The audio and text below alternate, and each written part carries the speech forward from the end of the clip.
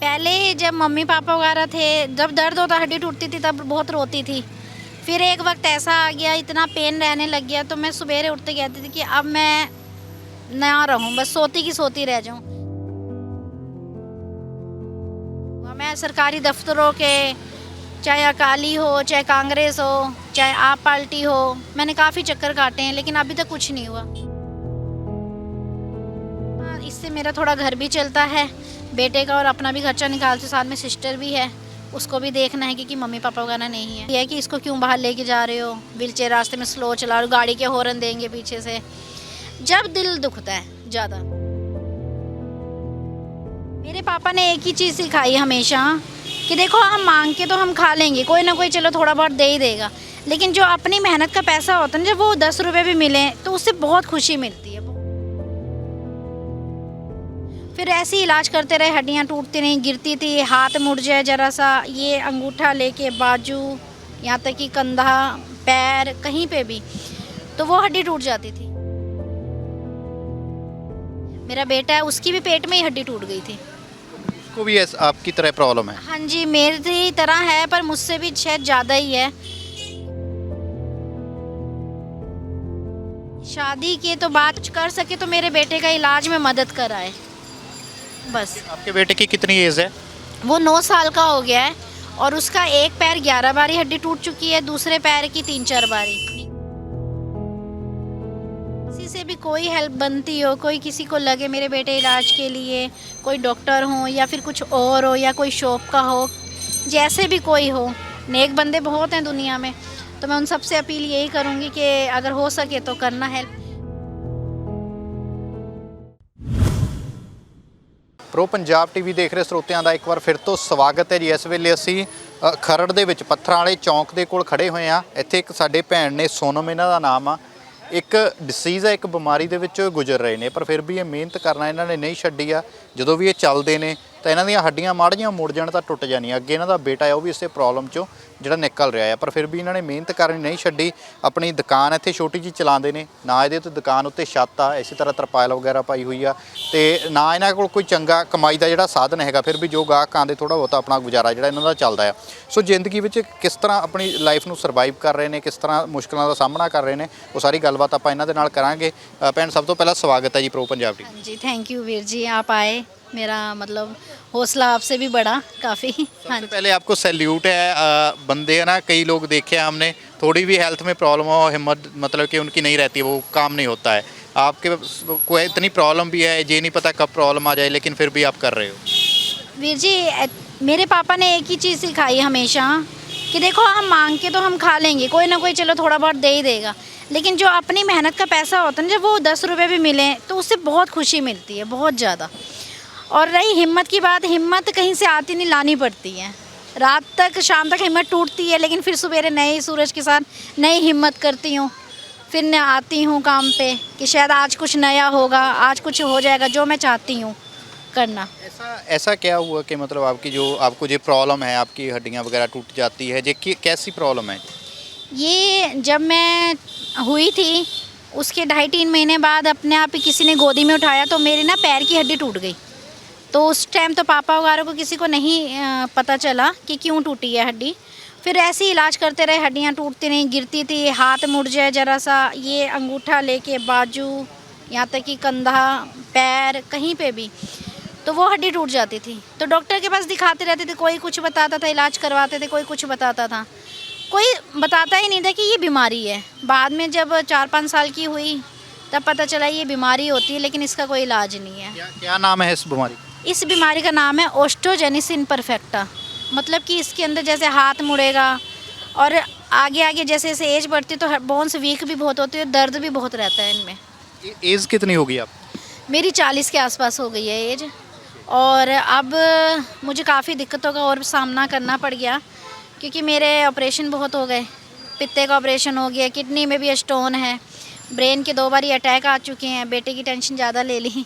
मेरा बेटा है, उसकी भी पेट में ही हड्डी टूट गई थी। उसको भी आपकी तरह प्रॉब्लम है? हाँ जी, मेरी तरह है पर मुझसे भी शायद ज़्यादा ही है, क्योंकि अभी हम PGI में चल रहा है इलाज, लेकिन इलाज तो नहीं है, बस हड्डी टूटती है, दर्द में रोते हैं, बेचैन होता है, उसको प्लस्तर चढ़ता है, बस सेम वही कहानी चल रही है। कभी मन में ऐसा नहीं आता कि भगवान ने कैसी ज़िंदगी दे दी है, थोड़ी अच्छी होती।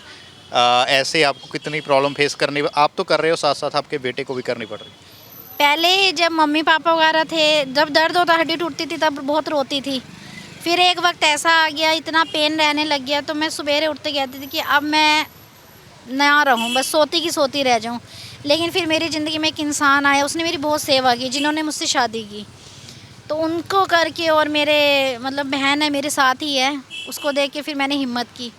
फिर अब बेटा भी आ गया ज़िंदगी में, तो उसको देख के और हुई जीने की चाह। फिर सोचा कि एक ज़िंदगी एक ही मिलती है, उसको कैसे ख़त्म करूं। शादी भी हो चुकी? हाँ जी, शादी हो चुकी है, और वो भी गाड़ी चलाते हैं। अच्छा, आपके हस्बैंड बिल्कुल ठीक है? हाँ जी, हस्बैंड बिल्कुल ठीक है। हाँ जी, मेरी लव मैरिज हुई है। उस टाइम पापा जब जिंदा थे, मेरे मम्मी पापा दोनों थे, अभी दोनों ही नहीं है, डेथ हो चुकी है। आपकी शादी कौन से साल में हुई थी, कितने साल के थे आप? मैं 24 साल की थी जब मेरी शादी हुई है। उससे पहले शादी की बात कभी घर पे चलती होगी तो ज़रूर ऐसा सुनने को मिलता होगा कि शादी कौन करेगा या कैसे होगी शादी। शादी की तो बात चलती नहीं थी, सारी यही कहते थे इससे शादी करेगा कौन पहले। लेकिन लोग, जो हालत थी मेरी, उसको देख के कहते थे इसका गला दबा दो। मेरे पापा के फ्रेंड वगैरह भी बोलते कि ऐसी लड़की को रख के क्या करेगा, इतनी तो हड्डियाँ टूटती हैं।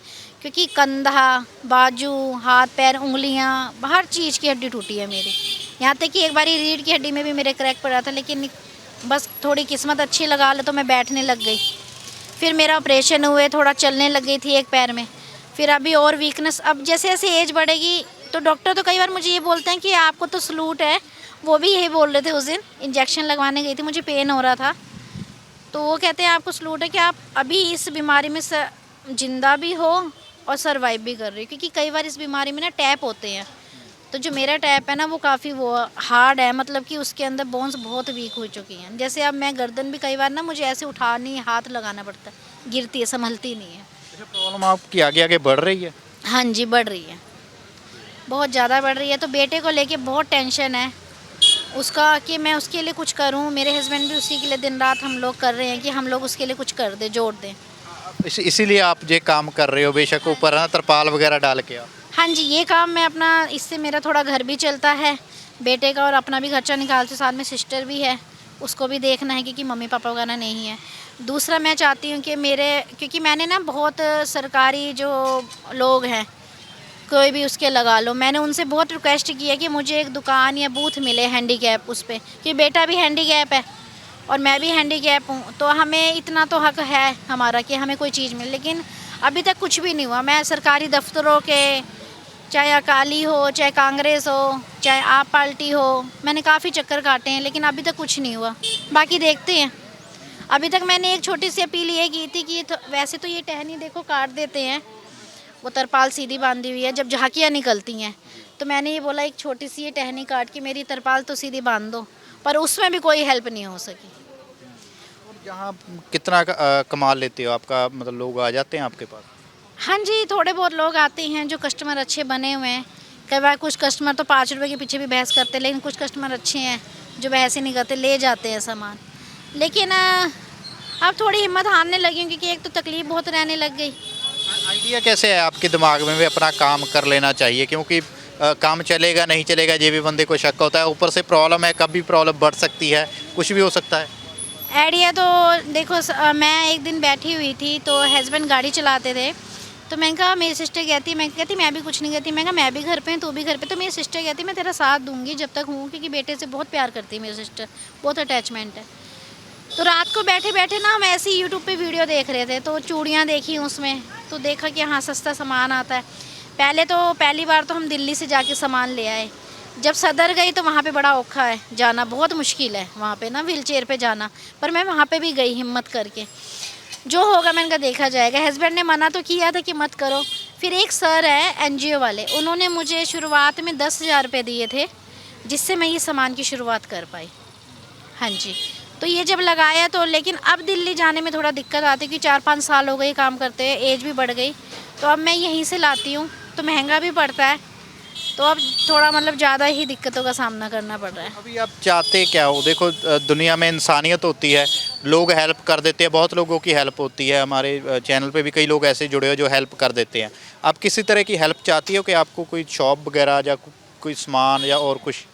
हाँ जी, मैं चाहती हूँ अगर कोई ऐसा है जो मुझे शॉप करवा के दे सके, चाहे वो कोई हेल्प के तौर पे करवाए, क्योंकि बहुत लोग हैं, हेल्प की जाती है काफ़ी, मतलब कि काफ़ी गुरुद्वारे वगैरह हो गए, मंदिर हो गए, उनमें भी काफ़ी चढ़ावा चढ़ता है। बहुत लोग, बहुत है ऐसी चीज़ें जो मुझे एक दुकान भी करा के दे सकते हैं। और रही इसकी बात, सरकार की बात, उससे भी यही अपील करना चाहूँगी कि अगर कोई हो जो मेरी ये हेल्प करे। बाकी एक चीज़ मैं और कहना चाहूँगी आपके चैनल के माध्यम से कि मेरे बेटे के लिए ना अब किसी ने बताया कि आप बाहर पता करो, ऑस्ट्रेलिया लंदन में कोई इलाज बताया है कि शायद इसका हो रहा है। मुझे किसी से पता चला था, वहाँ के डॉक्टर आए हुए थे। तो मैं चाहती हूँ अगर कोई और भी हो, अगर कुछ कर सके तो मेरे बेटे का इलाज में मदद कराए बस। आपके बेटे की कितनी एज है? वो 9 साल का हो गया है और उसका एक पैर 11 बारी हड्डी टूट चुकी है, दूसरे पैर की 3-4 बारी नीचे से। तो मैं चाहती हूँ वो ना, उसकी स्पोर्ट भी बनवानी है अभी, तो मैं चाहती हूँ कोई डॉक्टर भी हो जो ऑर्थो के हों, जो उसके लिए कुछ कर पाएँ। कि मैं चाहती थोड़ी बोन्स में, मैं नहीं कहती वो दौड़े, लेकिन मैं चाहती हूँ वो पैरों पे चले, व्हीलचेयर और विसाखी का सहारा ना ले। क्योंकि हमारे जानने के बाद चलो हमने तो एक दूसरे का सहारा बन गया, उसका कौन है, मुझे ना ये टेंशन खाई जा रही है बस। बिल्कुल बिल्कुल, जैसे आपको तो एक अच्छा जीवन साथी मिल गया, हाँ जी। लेकिन उसकी आपको टेंशन जरूर है। हाँ जी, हाँ जी, उसकी तो बहुत टेंशन है। उसकी टेंशन करके सिस्टर की भी टेंशन है, क्योंकि ये भी कब तक रहेगी साथ, इसकी भी शादी करानी है, ये भी जाएगी, तो वो अकेला है क्या। क्योंकि अब वो उस दिन ज़रा सा नीचे खड़ा हुआ, उतर के उसकी हड्डी टूट गई और टूट के अलग हो जाती है उसकी हड्डी। हाँ जी। काफ़ी मतलब काफ़ी प्रॉब्लम्स देखनी पड़ रही है। पढ़ाई को लेके भी उसकी दिक्कत आती है। एक स्कूल में एडमिशन तो किया, लेकिन वहाँ पे भी थोड़ी बहुत की दिक्कत है, क्योंकि टीचर का भी होमवर्क भेज देते हैं, फिर उनसे फिर रिक्वेस्ट करते हैं। तो मैं चाहती हूँ उसको कोई, मतलब इतना पैसा तो हो कि मैं उसको पढ़ाऊँ और इलाज भी एक अच्छा दे सकूँ, जो हो सके। जो आपके हस्बैंड है वो हमेशा आपके साथ ऐसे ही मतलब खड़े रहते हैं, आपको संभालते हैं? कभी उनको नहीं लगा कि यार मतलब कि, क्योंकि हर एक लड़का होता है या लड़की हो तो वो अच्छा हस्बैंड जब वाइफ देखते हैं, भी अच्छा हो, सेहत में भी अच्छा हो और प्रॉब्लम में उनके साथ खड़े, लेकिन आप तो पहले से ही प्रॉब्लम में थी, तो आपको कैसे एक्सेप्ट किया? उन्होंने मेरे को ऐसे ही अपनाया है, क्योंकि मैं ऐसे नीचे बैठ के ही सारा काम करती हूँ। और अब भी ज़्यादा बीमार रहने लगी तो वो मेरी सेवा भी बहुत करते हैं शुरू से ही। तो मैंने उनसे ये सवाल पूछा, मेरे मन में भी ये सवाल आया जो आपके आया। मैंने उनसे पूछा, आपने इतनी परेशानी देख के, मेरे को ऐसे देख के क्यों शादी की? नॉर्मल लड़की उनको आराम से मिल सकती थी, और आए भी उनके लिए काफ़ी रिश्ते, मेरे से होते सोते भी आए हैं। क्योंकि मैं उन्हें कहती थी कि मेरे से शादी के कुछ नहीं मिलेगा, और वाकई में शायद मैंने उन्हें कुछ नहीं दिया। लेकिन वो एक ही बात बोले, उन्होंने एक जवाब दिया, कहते मुझे ना परमात्मा ने हुक्म दिया था सेवा के लिए, मैं सेवा के लिए पैदा हुआ हूँ, तो इसलिए मैंने तेरे से शादी की। और अब हमें हमारा जो बच्चा मिला है ना, वो आगे सेवा के लिए मिला है, ताकि हम और सेवा कर सकें। अब आगे मैं क्या बोलूँ बताओ। मतलब कि आप फिर भी इतनी मुश्किलों के बाद भी आप भगवान की जो मर्जी है उसके हिसाब से आप जी रहे हैं? हाँ जी, भगवान की मर्जी से तो है। देखो, भगवान नीचे आके कुछ नहीं करता, अपने रूप में किसी बंदे को भेजेगा। उसने बंदे बनाए हैं, लेकिन उसने ये नहीं किया। अब हम क्या पता, पिछले दिन में अच्छे कर्म भी हैं, क्योंकि मेरे को शादी हुई, एक अच्छा घर भी मिला, बहन भी मिली अच्छी जो मेरा इतना साथ दे रही है। ठीक है। जब आप लोगों को पैदल चलते देखते हो तो आपके मन में क्या आता है? कोई लोगों को देखो, कोई एथलेटिक्स करते हैं, दौड़ा लगाते हैं, वो आगे बढ़ जाते हैं, या लोग चलते फिरते गाड़ियाँ चलाते हैं ना, आपके मन में उस वक्त क्या आता है? नहीं, मैंने कभी ऐसे सोचा नहीं कि लोग चलते, मैं नहीं चलती। लेकिन हाँ, जब लोग डिसाइड करते हैं ना, मतलब कि काफ़ी, कि इसको कई बार तो लोगों ने बोला भी है कि इसको क्यों बाहर लेके जा रहे हो, व्हीलचेयर रास्ते में स्लो चला रहे हो, गाड़ी के हॉर्न देंगे पीछे से। जब दिल दुखता है ज़्यादा, क्योंकि यहाँ पे भी जब सामान लगाती थी ना शुरू में, अभी थोड़े दिन पहले भी, ये मेरी टेबल उठा के नीचे ये पानी का नलका यहाँ फेंक देते थे मार्केट वाले कुछ बंदे जो थे। मतलब मुझे नहीं पता चला कौन था, पर पता नहीं क्यों उस पर ना जैसे थूक गेर देनी, कभी हाथ धो लेने। तो मैंने काफ़ी, फिर एक दिन मुझे बहुत गुस्सा आया, मैं कहा ऐसे क्यों करते हैं? तो फिर कोई कहता है कुत्ते गिर जाते, मैं कहा कुत्ते टेबल को उल्टा कैसे गिर जाएंगे? फिर एक बार यहाँ सामान रखा हुआ था, थोड़ा सा जगह नहीं थी इसमें, तो वो चूड़ियाँ भी मेरी सारी टूटी हुई थी, मेरा नुकसान भी हो कि मतलब इंसानियत भी लोगों में बहुत कम है। कुछ लोग होते हैं जो इंसानियत को भूल ही जाते हैं। बिल्कुल, बहुत लोग ऐसे हैं जो भूल जाते हैं, क्योंकि मैं अभी इस साल में भी मैंने इतनी चीज़ों का सामना किया है कि मैं बताने बैठूँ तो काफ़ी लंबी लिस्ट निकल आएगी। बहुत मतलब कि परेशान, लोगों ने भी बहुत परेशान किया है। मतलब आपको लगता नहीं कि आपकी ऐसी हालत है, लोगों को मालूम भी है फिर भी परेशान करते हैं? बस होगा नेचर, वो भी रब के बंदे हैं, वो भी अपने कर्म कर रहे हैं। कुछ लोग अच्छे भी हैं जो सपोर्ट भी करते हैं, वो भी अपने कर्म कर रहे हैं। चलो हम अपने चैनल की तरफ से, हमारे जो चैनल के जो लोग जुड़े हुए हैं, हमारी तरफ से आपको शुभकामनाएं हैं, आपकी काम भी अच्छा चले और जिस इलाज के लिए आप इलाज करवा रहे हैं उसका अच्छा इलाज आपको मिल जाए, आपके बेटे का इलाज हो, हम है ना, भगवान अच्छा करे आपके साथ। हाँ जी, अगर किसी से भी कोई हेल्प बनती हो, कोई किसी को लगे मेरे बेटे इलाज के लिए, कोई डॉक्टर हो या फिर कुछ और हो या कोई शॉप का हो, जैसे भी कोई हो, नेक बंदे बहुत हैं दुनिया में, तो मैं उन सबसे अपील यही करूँगी कि अगर हो सके तो करना हेल्प। मेरी क्या, किसी की भी ज़रूरत हो तो उसकी हेल्प ज़रूर करो, मैं आपसे इतना ही कहना चाहूँगी। ਸੋ ਸਾਡੇ ਨਾਲ ਸੋਨਮ ਮੈਮ ਜਿਹੜੇ ਆ ਮੌਜੂਦ ਸੀਗੇ।